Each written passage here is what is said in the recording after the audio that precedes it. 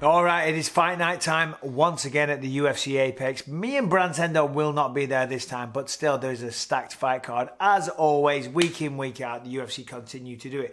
And this week is no different, and it is headlined by none other than Miesha Tate taking on Ketlen Vieira in a pivotal matchup at 135 pounds.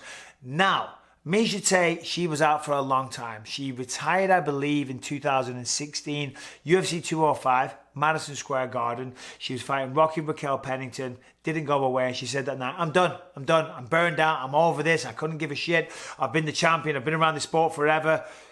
It's hard, it's a hard way to make a living, it really is, you know, and I think at that moment in time, she's like, I don't need this anymore.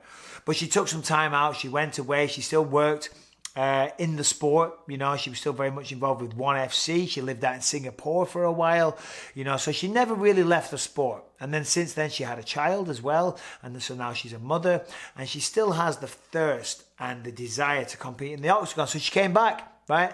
And when she came back, Miesha Tate looked really good. She went up against Marion Renault. I believe it was a third round TKO for Miesha Tate. A good triumphant comeback fight. Now, this weekend she goes up against Ketlen Vieira, okay?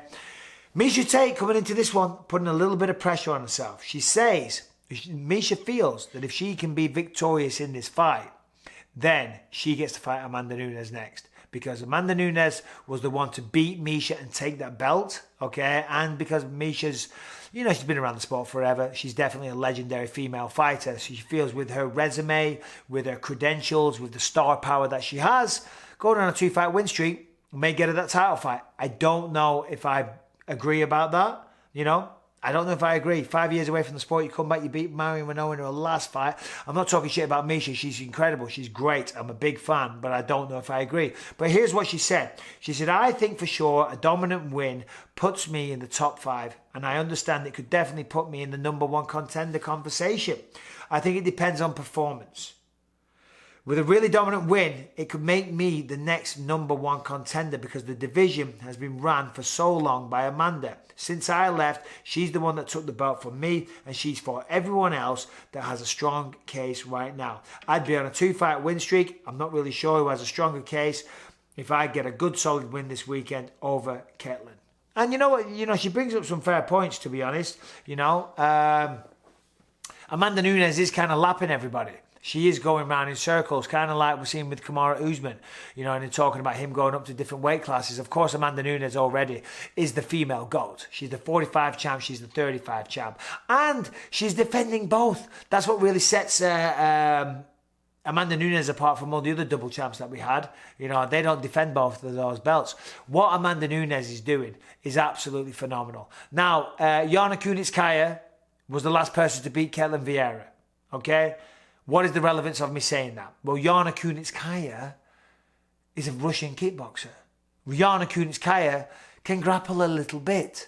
But Miesha Tate can grapple way better than Yana Kunitskaya. Point of the story, reason I'm saying that is if Yana Kunitskaya can hold down Ketlen Vieira and win a decision like that, then I'm pretty sure that Miesha Tate can. It's just simple as that. Call me biased. Call me whatever you want to call me. Call me a fucking genius, because that's what you're going to see. When this fight starts, Miesha will have one thing on her mind and one thing on. Ketlen Vieira, she has some heavy hands, so it's going to be a smart thing for Miesha to do anyway. Smart money, take it down, path of least resistance. Miesha is a high school wrestler. She's been wrestling her entire life. And when she fights, that's what we see. I talked to Miesha on Believe You Me a while ago. She told me she's put a massive emphasis on her strength and conditioning.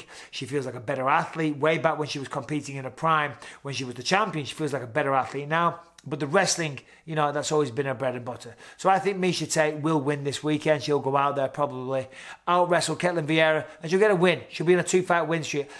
Don't know if that's going to get her a title shot though. But still, let's have a look at the rest of the card because it's a good one. Now, there's a mate of mine on there, Davy Grant. Dangerous Davy Grant. He's taking on Adrian Yanez. That's a dangerous fight for Davy. No pun intended. It really is. Adrian Yanez, this man is on a roll. He's got knockout power. His hands are so fast. They're like lightning. And he's got knockout power. For a smaller guy, 145, I mean, the 145 was can bang. But this guy, when he connects clean, it's tough. You know, and he puts people out like a light. Dangerous Davy Grant, last time we saw him, tremendous performance. A losing effort, though, unfortunately, against Marlon Chito Vera, right? That was an epic fight. Both those guys, just what a show they put on. And I think that got fight of the night as well. So they both got fight of the night. It was an incredible performance. Davey is one of the nicest guys you'll ever meet. He's been out here in Las Vegas for a while. He's been training at Syndicate MMA, so he's been getting a different look.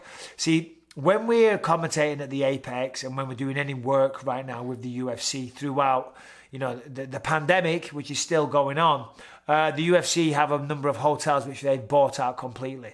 So we stay at one in Vegas, and it's right across the street from Syndicate Mixed Martial Arts.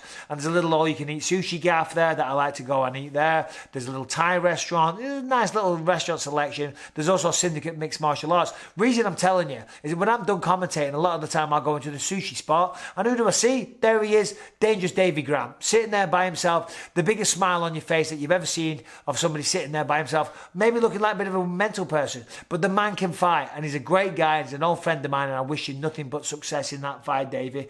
Co-main event, this is a good one. Michael Chiesa taking on Sean Brady, okay? Last time we saw Michael Chiesa came up short against Vicente Luque. He went for the takedown. Either way, it hit the ground, and he got doors choked. Right, and that's kind of the move of Michael Chiesa. He's got the long arms. He's very suited to that kind of submission. But Vicente was too well-rounded, kind of caught him off guard, and that was that. Now, we know prior to that, I think Chiesa was on a 4-fight win streak and talking about title fights, really building himself up as the next title challenger, and he came up short. No shame in that. It happens to everybody. Michael Chiesa, great guy, by the way. We see him when we do the post-fight shows around the Apex all the time. Guy's a little bundle of energy, one of the nicest guys you'll ever meet, always got a big smile on his face. Michael Chiesa, I'm a big fan of that guy. All the best this weekend. However, tough fight. He's going up against Sean Brady, 14-0. What is he? He's on a 4-fight win streak in the UFC. 2 by decision. Last 2 were submissions. One was a guillotine and one was an arm triangle choke. So that's, it's a tough fight because Sean Brady, undefeated. He's a shorter guy though. Chiesa, he's tall, he has the longer reach. I think he's got a 3.5-inch reach advantage. He's got a 2-inch height advantage. So if you're a striker, having those kind of, those physical benefits, having the physical advantages, pardon me, that's what I was looking for. When you're tall and you've got longer reach, that's great if you're a striker, right? You want to lower your base, you want to pump that jab out, keep them on the end of the jab, keep busting up that nose, and when you start doing that, then you follow it up with the right hand, and then you move off. That's why when I was fighting and I was trying to fight a wrestler, somebody that was trying to take me down, you move a lot, right? If you're backing up in a wrestling match, you get penalised for stalling. You know what I mean? So if you're here, you lower your base, boom, boom, and then you move away and you step off and you pivot and you use all that space in front of in the octagon. You can really you can really frustrate your opponent. And then when you start frustrating them, that's when you go to town. And then that's when you stop using defensive footwork and you start using offensive footwork. And you start going in, you start hunting them, you start looking for the kill.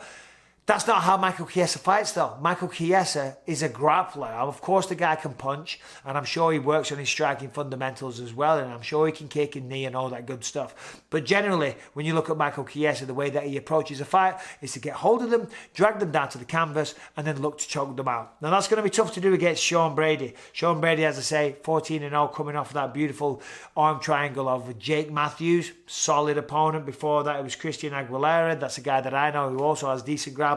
So this is a very intriguing matchup. I don't know Sean Brady. I do know Michael Chiesa. So I'm going to say Michael Chiesa gets the job done.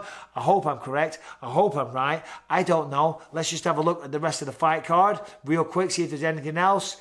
Joanne Calderwood's on there. Joanne Calderwood is now become Joanne Wood because she married John Wood, the coach at Syndicate MMA. I think she should still call herself Joanne Calderwood. Just put a little hyphen, Joanne Calderwood. Right? But still, she's taking on Talia Santos. All the best, I'll be Joanne. You're all right, Joanne, so go out there and do the best you can absolutely do because you're a wonderful person, so you are, and you're a great fighter. So please go out there and have a really good time against Talia Santos. Who else we got? I think that's about it for the people that I know. But still, thank you for watching. I'll be back with a review of those fights. I've got Miesha Tate. I've got Joanne Calderwood. I've got Dangerous Davey Grant. But I don't know if I'm right. Take care. Thanks for watching. Ring the bell, subscribe, all that good stuff. And enjoy the fights.